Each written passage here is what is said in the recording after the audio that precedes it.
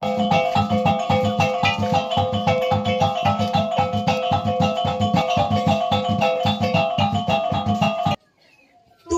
memilih yang hina dina, memanggil yang tak layak di mata manusia, sebab tidak ada yang mustahil di matanya.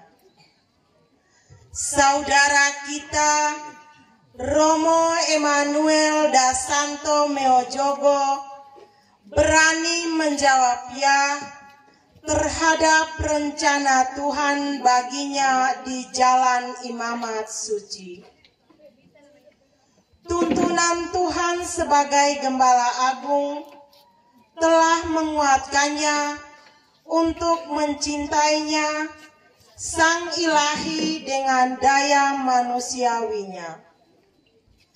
Jawaban Romo Emmanuel da Santo Meojogo didasari oleh sebuah refleksi hidup iman yang mendalam atas firman Tuhan. Matanya mencari Dia untuk mengampuni.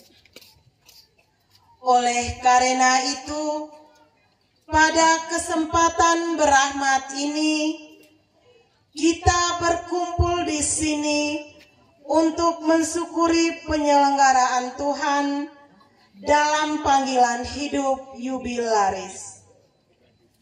Kehadiran dan doa kita merupakan sumber cinta dan dukungan baginya. Marilah kita berdiri mengawali seluruh perayaan syukur ini dengan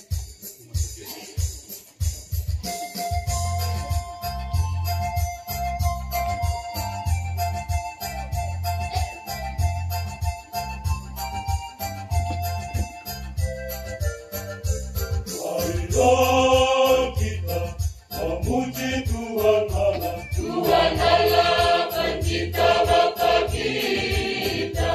Puji Bapa Maha Agung, pencipta semesta alam raya. Mari kita bersama puji Tuhan. Mari kita puji satu hati berpadu cinta. Pujilah Bapa Maha Cinta. Marilah kita memuji Allah Putra penebus Maha Cinta. Puji Yesus Kristus Tuhan Maha Cinta. Maha Cinta, Maha Cinta penebus manusia. Mari kita bersama puji Tuhan. Mari kita pujilah Tuhan dengan lagu dan tarian gembira. Bersatu hati berpadu cinta.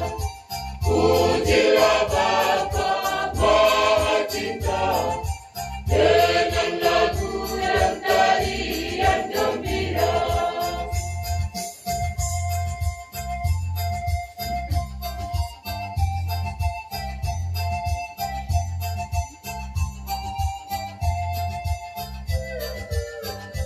Marilah kita puji Allah Roh Kudus. Puji Allah Roh Kudus Maha Suci. Puji Allah Roh Kudus, Allah Maha Suci. Maha Suci, Roh Kudus membimbing hidup kita. Mari kita bersama puji Tuhan. Mari kita pujilah Tuhan.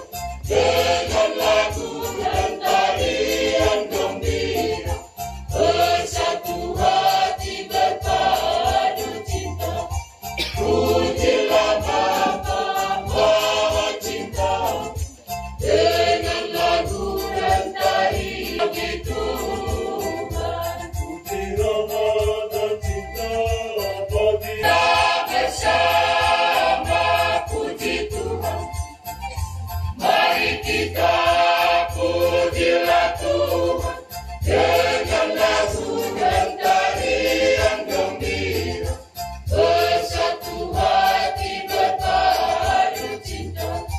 Pujilah Bapa Maha Cinta dengan lagu dan tarian gembira.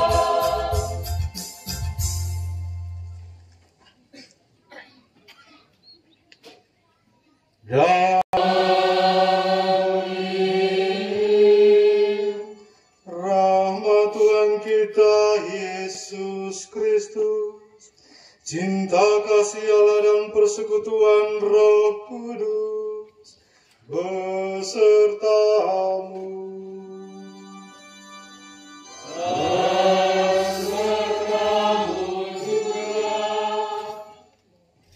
Selamat pagi, Opa, Oma,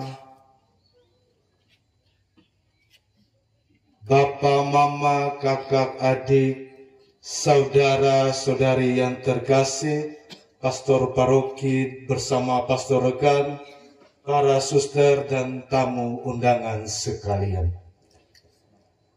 Menjadi imam adalah sosok yang sungguh-sungguh menjadi sosok yang mampu membawakan pengampunan.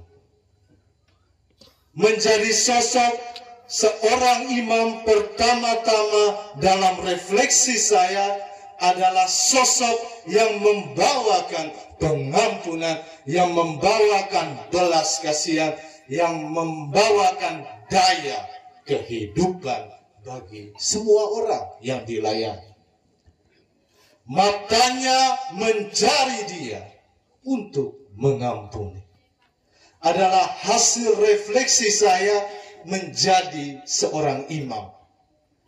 Menjadi seorang imam tidak dipanggil dari kesempurnaan. Menjadi imam bukan berarti hidup kudus setiap hari. Melainkan menjadi imam adalah proses pergumulan dari hari ke hari setiap waktu untuk menjadi kudus. Di dalam keseharian, di dalam keterbatasan, saya pun merefleksikan hal itu. Dan tatapan Yesus yang mencari dia, mencari saya dan kita semua adalah tatapan yang berbelas kasih, tatapan yang mengampuni, tatapan yang memberdayakan kita semua. Untuk itu, saya dengan Bapak, Mama, kakak, adik, opa, oma sekalian, tamu undangan, kita sekalian, marilah kita hening sejenak. Kita mengakui dan menyesali segala dosa dan kesalahan kita, agar kita pantas dan layak mengikuti perayaan yang menyelamatkan ini.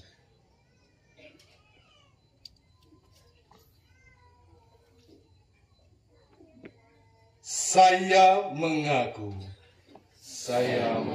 kepada Yang Maha Kuasa dan kepada saudara sekalian, bahwa saya telah berdosa dengan pikiran dan perkataan, dengan perbuatan dan kelalaian. Saya berdosa, saya sungguh berdosa. Oleh sebab itu saya mohon pada Santa Perawan Maria, pada para malaikat dan orang kudus, dan kepada saudara sekalian, supaya mendoakan saya pada Allah Tuhan kita.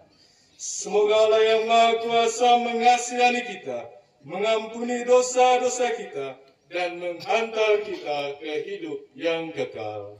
Amin. Tuhan kasihanilah kami. Tuhan kasihanilah kami. Kristus kasihanilah kami. Kristus kasihanilah kami. Tuhan kasihanilah kami. Tuhan kasihanilah kami. Kita memuji dan memuliakan Tuhan dengan lagu kemuliaan.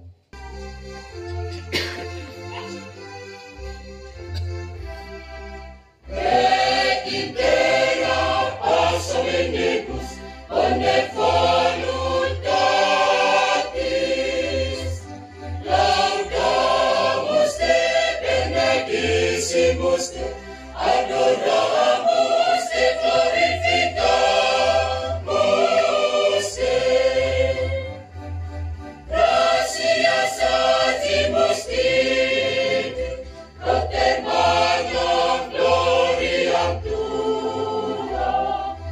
Domine Deus, Res celestis, Deus Pater omnipotens, Domine Filii unigenitum, Jesus Christe.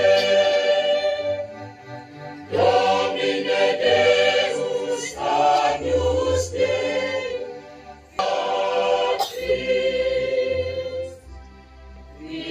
Victoris secata mundi, si serere nobis. Victoris peccata mundi, suscipere peccationem nostra, qui se nobis, Orientus salus sanctus, cum solus Dominus, tu solus adesimus, Iesus Christe, cum Sancto Spiritu. Amen, amen.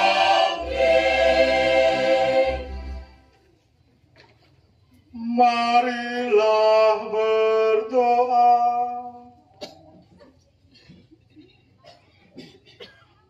Ya Tuhan ini, Engkau anugerahi semangat kemurnian, pengabdian dan kesetiaan pada kehendak-Mu, supaya ia memuliakan nama-Mu dalam pelayanan dan kesaksian hidup.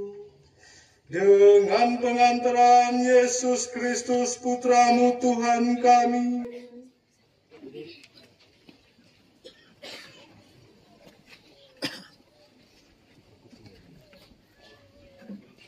Bacaan dari kitab pertama Raja-Raja. Allah menyatakan diri di Gunung Horeb. Di sana, apakah kerjamu di sini, hai Elia? Jawabnya, aku bekerja segiat-giatnya bagi Tuhan, Allah semesta alam, karena orang Israel meninggalkan dan memecahkan bukit-bukit batu, mendahului Tuhan. Tetapi, dan sesudah angin itu datanglah gempa, tetapi tidak ada Tuhan dalam gempa itu. Dan sesudah gempa itu, sabda Tuhan.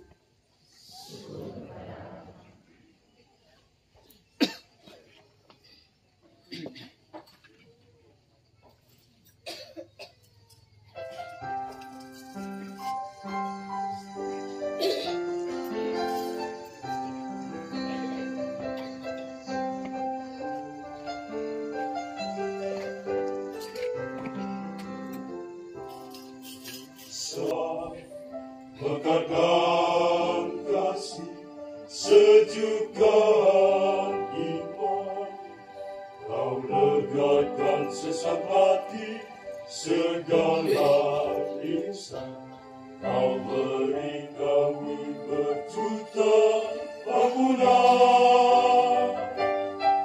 Sabdamu Tuhan mendamaikan rasa, sabdamu mengangkat jiwa, Yesus Putus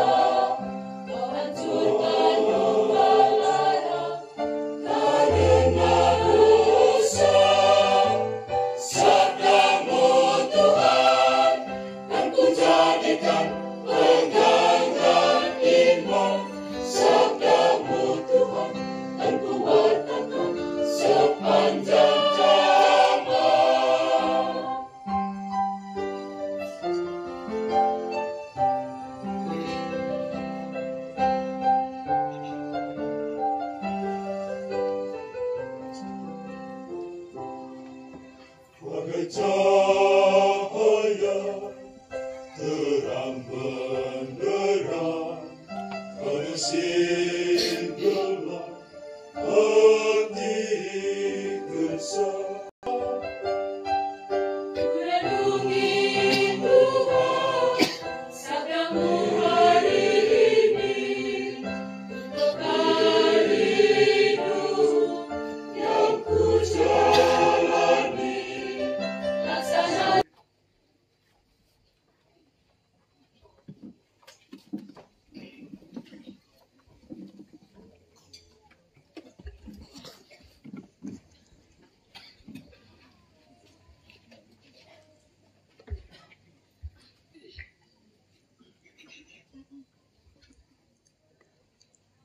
Haleluya, haleluya, haleluya.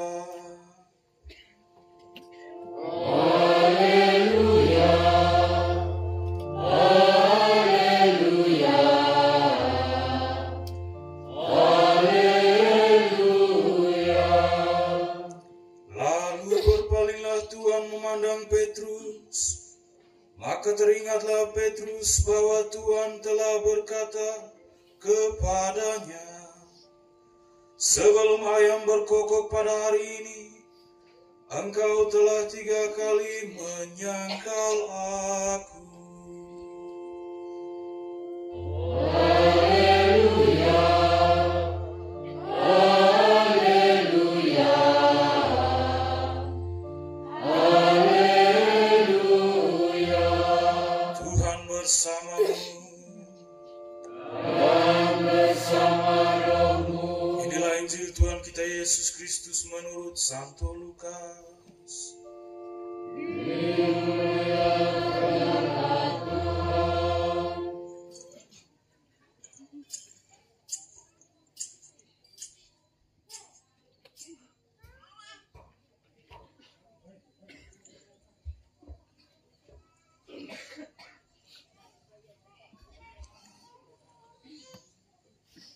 Lalu dan Petrus mengikuti dari jauh. Di tengah-tengah halaman rumah itu, orang memasang api dan mereka duduk mengelilinginya. Petrus juga duduk di tengah-tengah mereka. Seorang hamba perempuan melihat dia duduk dekat api. Ia mengamati-amatinya lalu berkata, juga orang ini bersama-sama dengan dia. Tetapi Petrus menyangkal, katanya, bukan, aku tidak kenal dia. Tidak berapa lama kemudian, seorang lain melihat dia, lalu berkata, engkau juga seorang dari mereka. Tetapi Petrus berkata, bukan, aku tidak. Dan kira-kira sejam kemudian, seorang lain, Sabdamu adalah jalan, kebenaran dan hidup kami.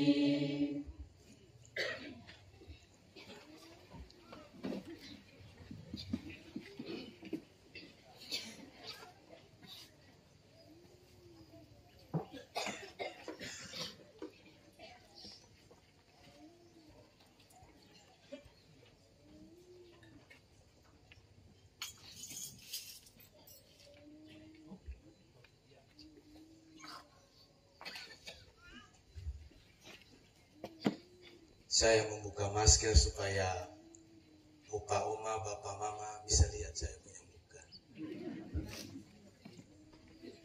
Selamat pagi untuk kita sekalian, Pastor Paroki bersama Pastor rekan yang terkasih, para suster, Opa, Oma, Bapak, Mama, kakak, adik, saudara-saudari yang terkasih, tamu undangan yang dicintai oleh Tuhan kita, Yesus Kristus.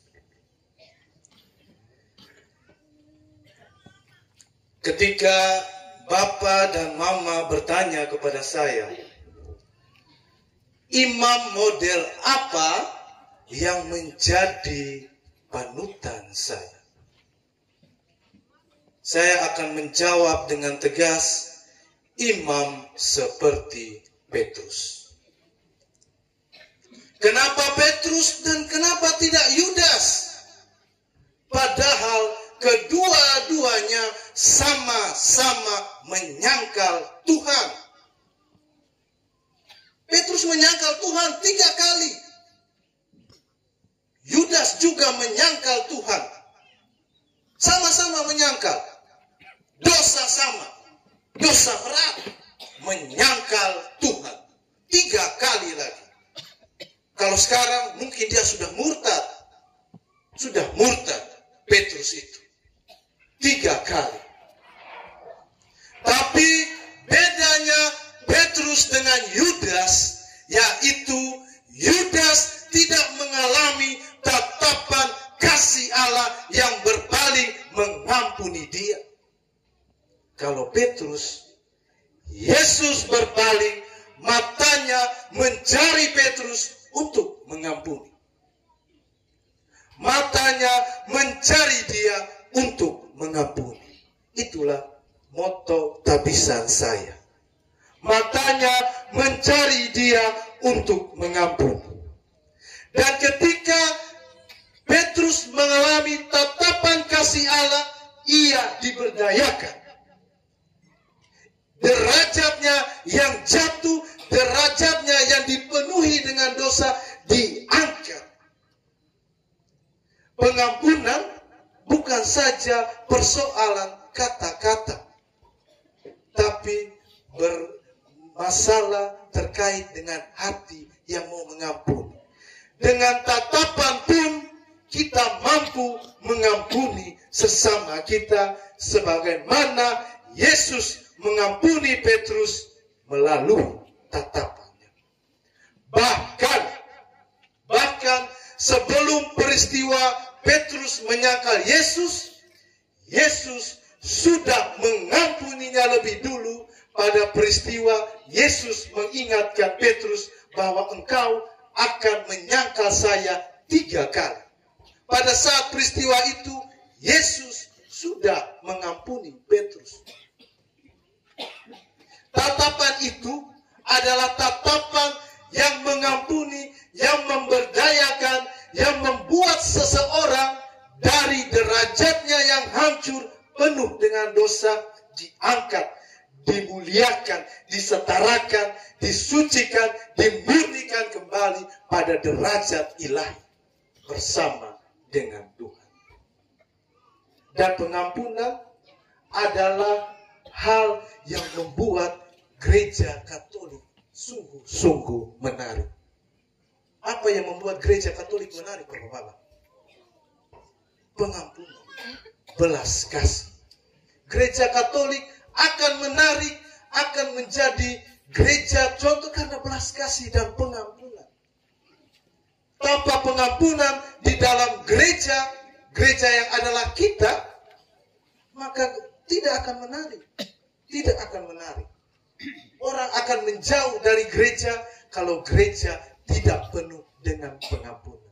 Gereja bukan gereja di Monori sana, di kota sana. Bukan bangunannya. Yang pertama-tama gereja adalah diri kita masing-masing. Diri kita masing-masing adalah gereja bait Tuhan di mana Tuhan bersemayam dan disitulah letak pengampunan. Pengampunan harus dihidupi. Pengampunan harus menjadi daya bagi kita sekalian. Tanpa pengampunan maka semuanya pasti kacau balau. Di dalam rumah tangga, opa, oma, papa, mama, kakak, adik, saudara-saudari yang terkasih, kalau di dalam rumah tangga tidak ada pengampunan antara suami istri, maupun suami orang tua kepada anak-anak, anak-anak kepada orang tua, maka rumah tangga itu pasti hancur.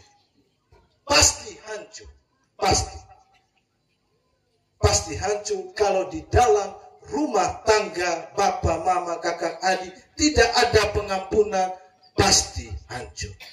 pengampunan adalah daya yang harus, kekuatan yang harus dihidupi, yang harus menjadi daya di dalam kehidupan kita sebagai orang-orang Kristen.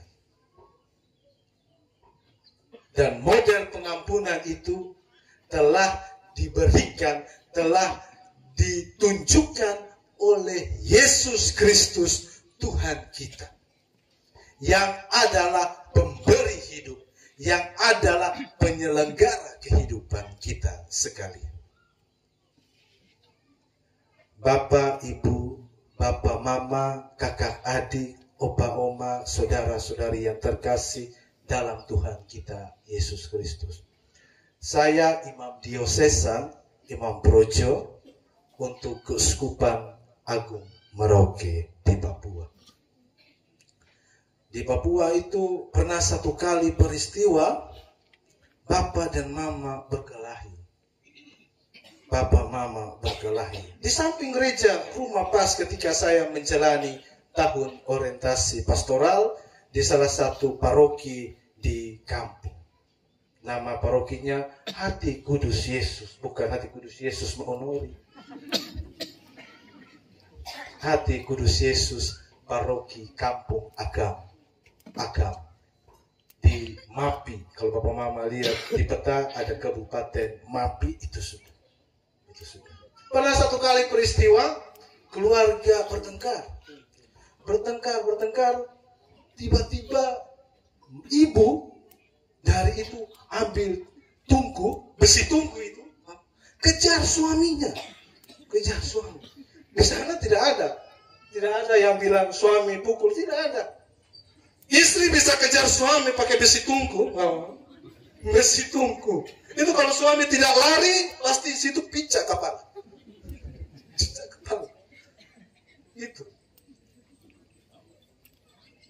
Itu karena kalau tidak ada pengampunan, kalau tidak ada belas kasih, maka hancurlah keluarga kita. Maka hancurlah kehidupan kita. Dan saya merefleksikan panggilan saya bahwa seorang imam menjadi imam pertama-tama haruslah penuh dengan pengampunan. Penuh dengan pengampunan. Karena setiap orang datang, saya pun datang, dipilih bukan karena saya hidup suci. Tidak. Saya tuh pernah waktu kecil diajar oleh kakak saya yang hadir di sini untuk mencuri. Di swalayan. Saya harus bilang sama kakak itu harus mengaku dosa.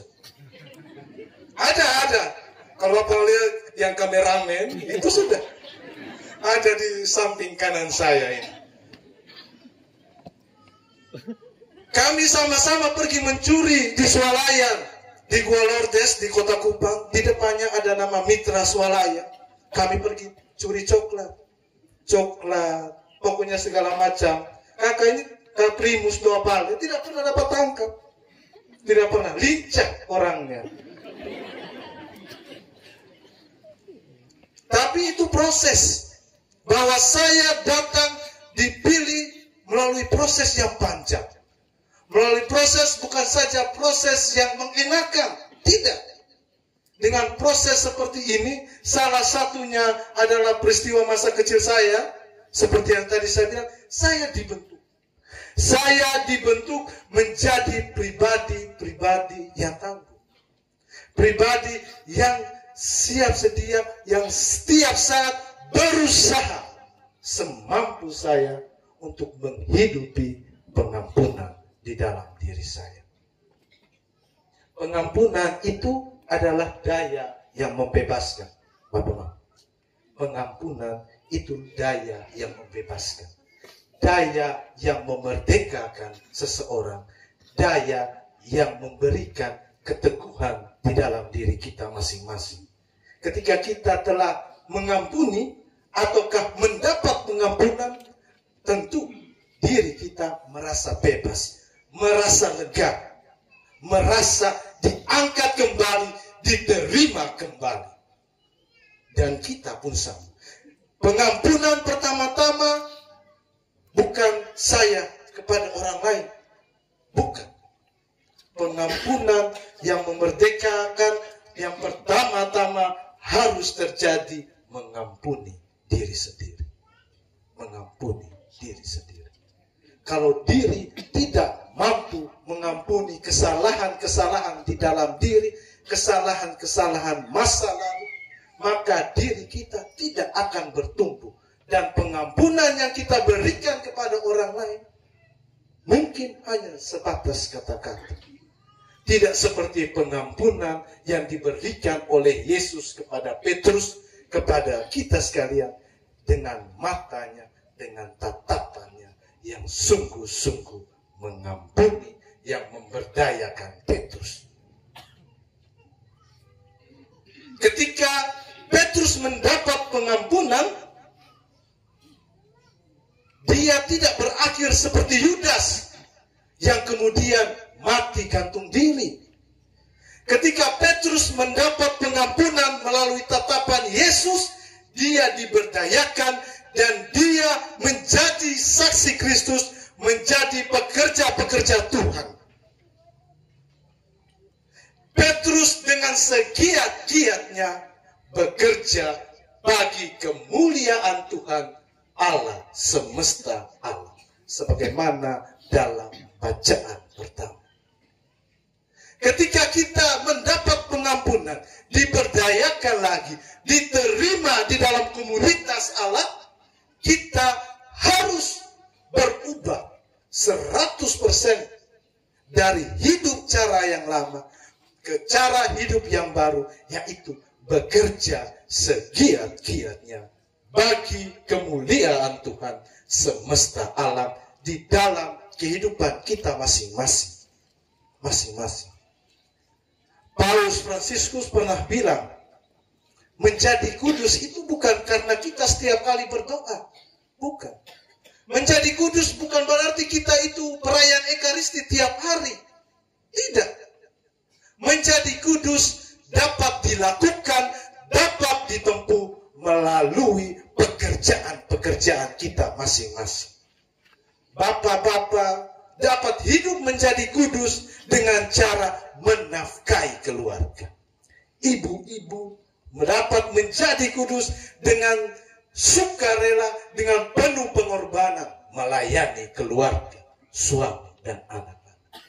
Itulah cara hidup kudus yang kita hidupi dengan penuh rasa tanggung jawab, dengan penuh rasa pengorbanan di dalam kita masing-masing. Marilah kita semua menghidupi, menghayati semangat pengampunan di dalam diri kita masing-masing, agar hidup kita penuh dengan daya, penuh dengan kasih dan pengampunan itu sendiri bagi diri kita, bagi sesama, dan semua orang yang kita temui setiap hari. Semoga Tuhan memberkati.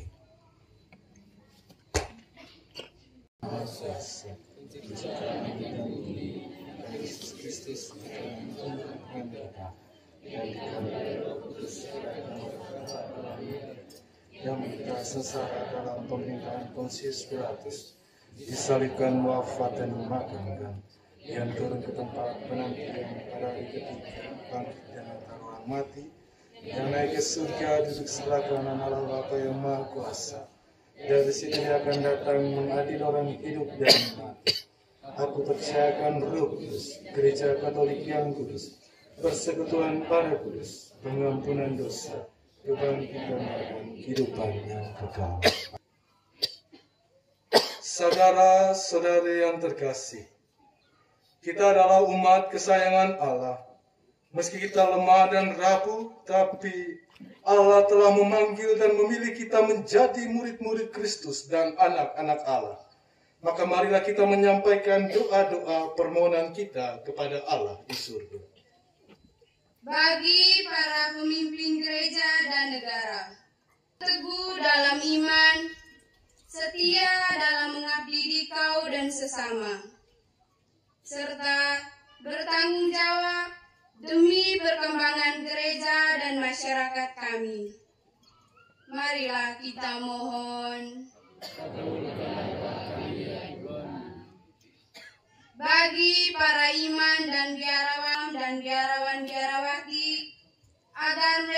tetap setia menghayati janji yang telah diikrarkan di hadapan Tuhan dan sesama. Marilah kita mohon. Engkau telah memanggil dan berkenan memilih Pastor Emmanuel Dasanto Meojogo untuk tugas pelayanan sebagai seorang imam. Berkatilah hamba-Mu ini, kuatkanlah iman dan teguhkanlah hatinya, agar ia selalu bersukacita dalam menjalankan tugas dan menghayati panggilan suci ini, serta tabah dalam melayani umat-Mu di tempat tugasnya. Marilah kita mohon. Bagi orang tua, sanak keluarga, dan semua penjasa. Ya Bapa, sudilah memberkati orang tua, kaum keluarga, dan para pendidik dan penderma, serta semua orang yang dengan caranya masing-masing telah memupuk, membina, dan mendampingi Pastor Emmanuel Dasanto Meojogo dalam menampaki jalan panggilannya. Ganjarilah mereka dengan rahmat-Mu, agar mereka semakin berkasih-Mu kepada sesama.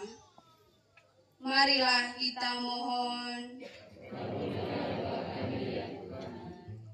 Bagi kita semua, ya Bapa, tumbuhkanlah kesadaran akan diri kami sebagai murid Kristus, agar kami sungguh bertanggung jawab dalam melaksanakan tugas dan pelayanan di lingkungan dan dalam keluarga kami masing-masing.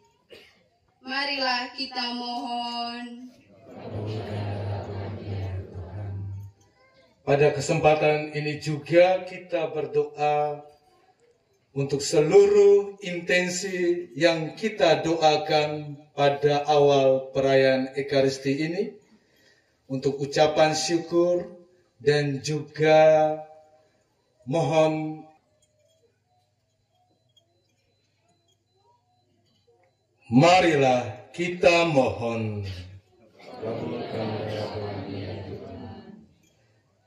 Ya Bapa, demikianlah doa-doa permohonan yang kami sampaikan kepadamu.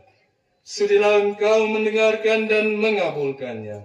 Demi Kristus Tuhan dan pengantar.